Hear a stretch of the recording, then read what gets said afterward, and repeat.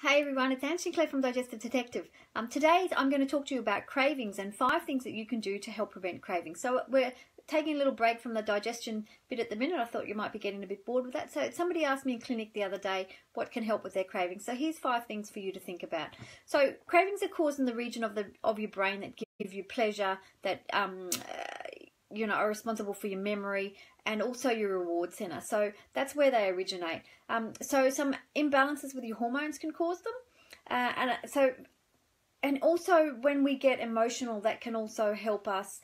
Our emotions can drive what we crave and what we want to eat. And we're eating them for comfort foods rather than whether we're actually really craving them. So that's something to think about. So 5 things you can do to stop them. The first one is water. Now, and I say this over and over all the time, drink more water because we really suck at it, and so water should be something that we take in on a regular basis. And a lot of the time, a lot of people who are craving things are actually dehydrated. And they're not really craving food at all. Their body's craving water. And they often confuse hunger and food for thirst. So if you're feeling like you're craving something sugary or salty or something, have a glass of water first, wait for a couple of minutes, and then work out whether you should continue on your craving. So that's something to think about.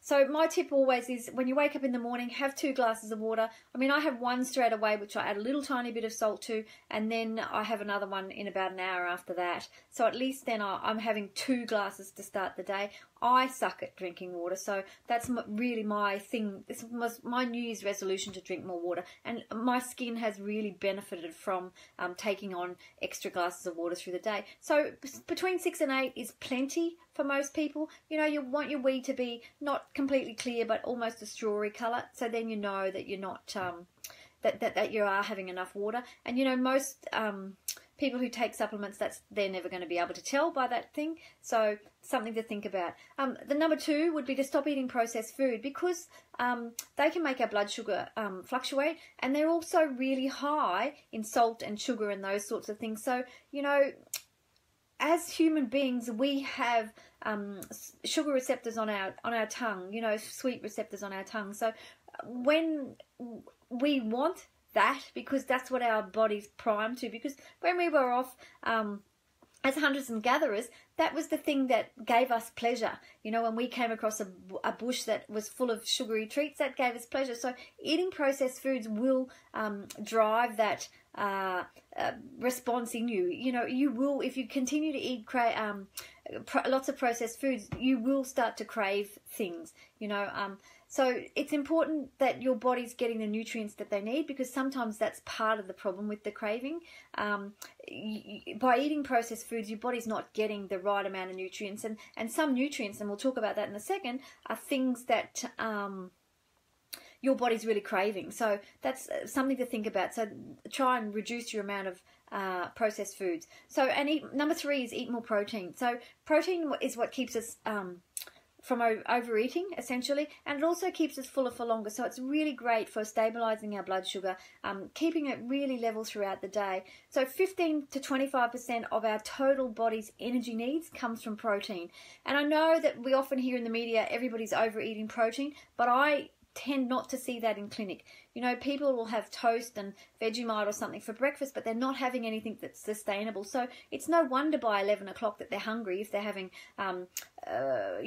like oats and an orange juice for breakfast, because there's nothing sustainable there. When you put that into your body, it turns into sugar. So there's nothing that's long term. And protein does keep us fuller for longer. It helps stabilize our blood sugar, but it's also something that helps our bodies repair. So it's really important that we get every meal that we have good quality protein, and it doesn't have to be stacks. The recommended guidelines is 0.8 grams of protein per kilograms of body weight. So for the average woman, that works out to be about 46 to 50 odd grams of protein at a serve.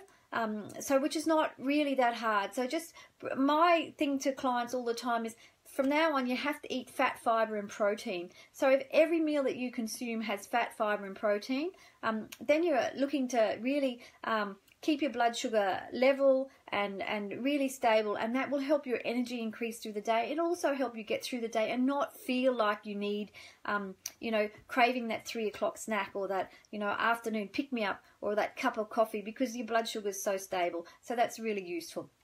Number 4 is pay attention to what you're craving.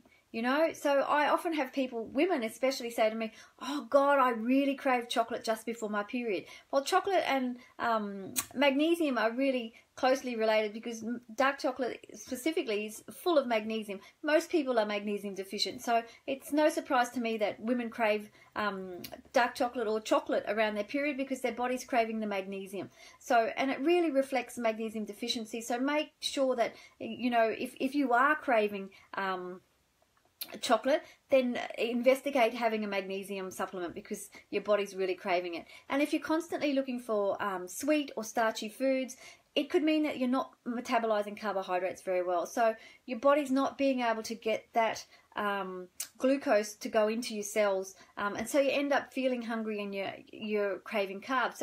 So if you do all these other things and that's still an issue for you, then you probably need to get that checked out by somebody. Go to your doctor or find a naturopath or something, and talk to them about what's happening for you, because really, if you get your protein up and your water up and all those things, your blood sugar should be stable and you shouldn't really crave things. One other thing is, give into, number 5 it is actually, give into your sweet cravings, and do it with things that are really sustainable. So do it and natural. So one of the things I would say is, rather than chowing down on a chocolate bar or something like that, think about using low glycemic fruits. So for example, berries, raspberries, strawberries, blackberries, blueberries, they are fantastic, not only for the sweetness, but they're also fantastic for your gut bugs. So, putting those into your diet on a daily basis, I have absolutely no problems with, because I think they're full of anthocyanidins, which are phytochemicals which really help with your skin and anti-aging and all that sort of stuff. So you can't beat that, but it's also feeding your good gut bacteria. So that's really perfect as well. So they're excellent if you have a walk in the morning or afternoon and you need a little snack. Berries are the way to go. And again, if you getting back to my fat, fiber and protein thing, so if it was me and I was having berries, I'd add either some coconut yogurt, probably, because that's my fat, and the berries obviously are the fiber, and the coconut yogurt would be the protein as well. So we've got protein with the coconut, fat with the coconut, and the fiber is the veg. So try incorporating that, and that will really help reduce your cravings. I'd love you to let me know, what sort of cravings you have, and what you found to be useful. And I'll talk to you next week for the next Thursday tip. See you then. Bye.